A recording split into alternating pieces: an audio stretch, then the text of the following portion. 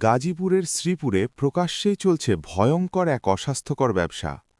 মাছের আষ্টে ও পশুর নাড়ি ভুঁড়ি পচিয়ে তৈরি করা হচ্ছে তেল। দুর্গন্ধে চারপাশের পরিবেশ হয়ে উঠেছে নরকসম। এই তেল তৈরির কারখানার মালিকের নাম বাদল। মেন রোডের একেবারে পাশে কোনো ধরনের নিরাপত্তা বা স্বাস্থ্যবিধি ছাড়াই খোলামেলাভাবে চলছে এই কার্যক্রম। অথচ প্রশাসনের পক্ষ থেকে নেই কোনো দৃশ্যমান নজরদারি। স্থানীয় সূত্রে জানা গেছে, এই তেল ব্যবহার করা হচ্ছে মুরগির ফিড তৈরিতে, যা মানুষের স্বাস্থ্যের জন্য মারাত্মক ঝুঁকিপূর্ণ। এই ময়লার ভিতরে কিভাবে কাজ করেন আপনারা? করতে করতে শুয়ে গেছে একটু। তো এটা তো আপনাদের ভবিষ্যতে দেখা যাচ্ছে যে আপনাদের বড় ধরনের রোগ হবে। তো বড় ধরনের রুগীও, কারণ যা ময়লা আদি যাবি জিনিস এটাও তো টেস্টেলে তো একই অবস্থা। প্রশ্ন উঠছে, এই তেল কোথায় যাচ্ছে আর কে দেখছে এসব? পার্শ্ববর্তী এক ব্যবসায়ী নায়েব আলী বলেন, গন্ধের কারণে আমাদের মারাত্মক সমস্যা হচ্ছে।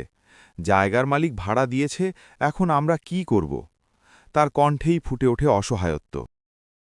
পাশাপাশি করতেছে আমি জায়গা তারা দিয়েছে সব কিছু তাই না, কিন্তু আমরা তো কিছু বলতে পারবো না। আপনার ব্যক্তিগত দুর্গন্ধ আসলেন কি করবো, করতেছে জায়গা আলাদা কি সমস্যা হয় এটাও জায়গা জায়গা ওটাও করে আর আপনাদের কি ওরা সমস্যা ভাড়া হয়? পাইতেছে দিছে আমরা যদি না করি এমনকি বলে তোমরা ভাড়া দেবো তোমরা এত টাকা, এখানে আমরা কি বলবো?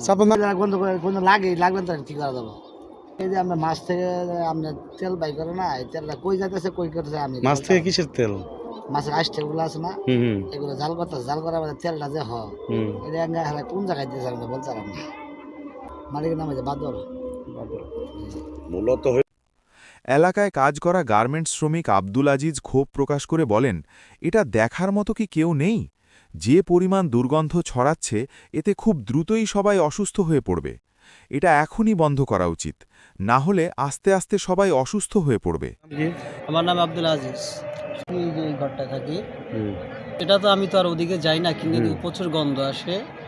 আমি জানি যতটুকু, মানে আমি ওই জায়গায় যাই নাই, কিন্তু লোকের কাছে বসে আমি ওই জায়গায় মাছের ভুড়ি আর মুরগির ভুড়ি আর এসব নাকি কিনে যে ওই জায়গায় জাল কইরা কি একটা তৈল বাইর করে নাকি, কিন্তু দুর্গন্ধ খুবই। আর যেহেতু কষ্ট হয়, তাহলে আরও মানুষের কষ্ট হয়, কারণ আমারও আল্লাহ যে রুদা বানাইছে, অন্য মানুষের তো ঠিক একই রুদা বানাইছে। আমি যে রক্তে করা মাংস হ্যাঁ তো একই রক্ত মাংস দিয়ে তৈরি। আমার কাছে কষ্ট হলে মনে করি তারাও তাদের। এই কারখানার আশপাশে রয়েছে একাধিক শিল্প প্রতিষ্ঠান ও বসতবাড়ি। দুর্গন্ধ, বর্জ্য আর দূষণে অতিষ্ঠ এলাকাবাসী। অনেকেই শ্বাসকষ্ট ও বিভিন্ন রোগে আক্রান্ত হওয়ার অভিযোগ করেছেন। এ বিষয়ে পরিবেশ অধিদপ্তরের কর্মকর্তার সঙ্গে যোগাযোগের চেষ্টা করা হলেও তাকে পাওয়া যায়নি।